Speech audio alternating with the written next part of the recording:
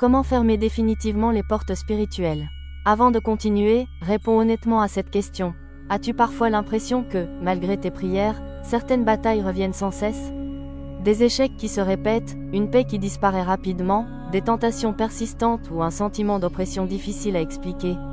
Et si certaines de ces luttes étaient liées à des astérisques portes spirituelles qu'il est nécessaire d'examiner à la lumière de la Bible? Dans cette vidéo, nous allons explorer ce que la Bible enseigne sur les attitudes et les comportements qui peuvent nous éloigner de Dieu, mais surtout comment marcher dans la liberté qu'il offre en Jésus-Christ. Je t'encourage à regarder cette vidéo jusqu'à la fin, car la dernière partie sera consacrée à des conseils pratiques et à une prière inspirée des Écritures. Si tu aimes ce type de contenu, abonne-toi et écris Amen dans les commentaires. Que signifie une porte spirituelle? Avant de parler de fermeture, il faut comprendre de quoi il s'agit. Dans la Bible, les croyants sont appelés à résister au mal, à veiller sur leur cœur et à ne pas donner prise au péché, Éphésiens 4h27. L'image d'une « porte spirituelle » est souvent utilisée dans l'enseignement chrétien pour désigner des domaines de notre vie où nous pouvons nous éloigner de Dieu par nos choix. Il ne s'agit pas de vivre dans la peur, mais de reconnaître que nos décisions ont une importance spirituelle. La bonne nouvelle est que Dieu offre toujours un chemin vers le pardon, la restauration et la paix. Dans un instant, nous verrons plusieurs domaines que la Bible nous invite à examiner avec honnêteté. La Bible met en garde contre plusieurs attitudes. Le manque de pardon, le mensonge, la haine, l'orgueil, les pratiques contraires aux enseignements bibliques, les dépendances qui prennent la première place dans notre vie. Ces réalités peuvent affaiblir notre communion avec Dieu. Mais rappelle-toi, aucune personne n'est sans espoir. L'Évangile est un message de grâce, de repentance et de restauration. Dans la prochaine partie, nous verrons comment retrouver une relation plus profonde avec Dieu.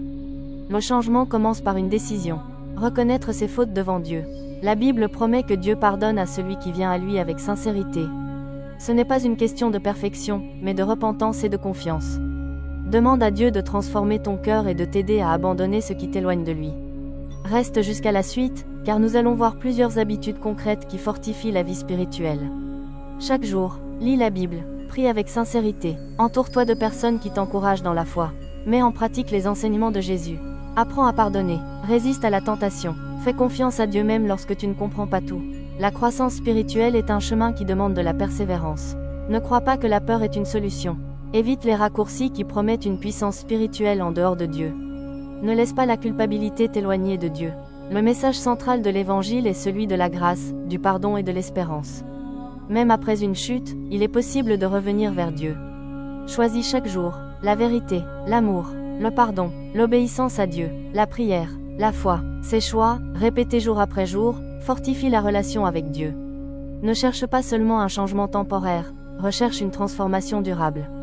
Prions ensemble. Seigneur, merci pour ton amour et ta grâce. Pardonne mes fautes et aide-moi à marcher selon ta volonté.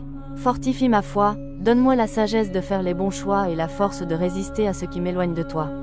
Remplis mon cœur de ta paix, conduis-moi chaque jour et apprends-moi à vivre dans la vérité et dans l'amour. Au nom de Jésus, Amen. Si cette vidéo t'a encouragé, écris « Je choisis de marcher avec Dieu » dans les commentaires. Partage cette vidéo avec quelqu'un qui a besoin d'espérance. Abonne-toi pour recevoir chaque semaine des enseignements sur la foi, la prière et le combat spirituel. Et surtout, souviens-toi, la victoire ne repose pas sur nos propres forces, mais sur la grâce de Dieu et la confiance en lui.